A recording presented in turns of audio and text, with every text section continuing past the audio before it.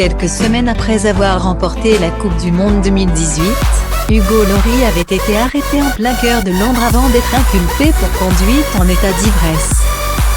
Tout juste sorti d'une soirée bien arrosée dans un restaurant très chic de Mayfair, le Bagatelle, le gardien de but et capitaine. Le 24 août 2018, Hugo Lloris avait été arrêté pour conduite en état d'ivresse à Londres lors d'un contrôle de police à Gloucester Place. Alors qu'il revenait d'une soirée avec d'autres joueurs français, Laurent Koscielny, Arsenal, et Olivier Giroud, Chelsea. Interpellé au volant de sa Porsche, son taux d'alcoolémie par litre d'air expiré du footballeur était de 80 microgrammes. Plus de 2 fois la limite légale au Royaume-Uni, 35 microgrammes par litre.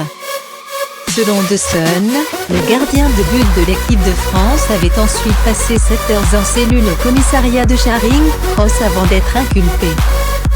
Ses empreintes avaient alors été enregistrées, un test ADN effectué ainsi qu'un mugshot comme l'avait rapporté le tabloïd anglais. Il avait ensuite été libéré sous caution en attendant sa comparution invitée de l'émission Footissime, RMC Sport 1, le 10 septembre 2018. Le papa d'Anna Rose, Giuliana et Leandro avait confié, comme chaque homme. J'ai ma vie privée. J'ai le soutien de ma famille, de mes amis, de ma famille. Et j'ai toujours cette envie d'aller sur le terrain pour prendre du plaisir et continuer à m'améliorer. 2 jours après cette interview, le 12 septembre 2018, le mari de Marine avait plaidé coupable au tribunal de Westminster. À l'issue de son jugement, le footballeur de 34 ans avait écopé d'une suspension de permis de 20 mois et d'une amende de 50 000 livres, soit 56 183 €. Je tiens à m'excuser de tout cœur auprès de ma famille, du club, de mes coéquipiers, du manager et de tous les supporters.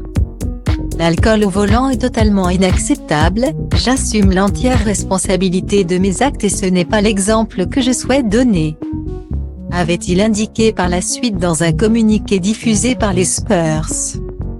Interrogé sur cette affaire, le sélectionneur des Bleus, Didier Deschamps, avait renouvelé son soutien à Hugo en déclarant « J'ai discuté avec lui, je ne vais pas en faire des tonnes.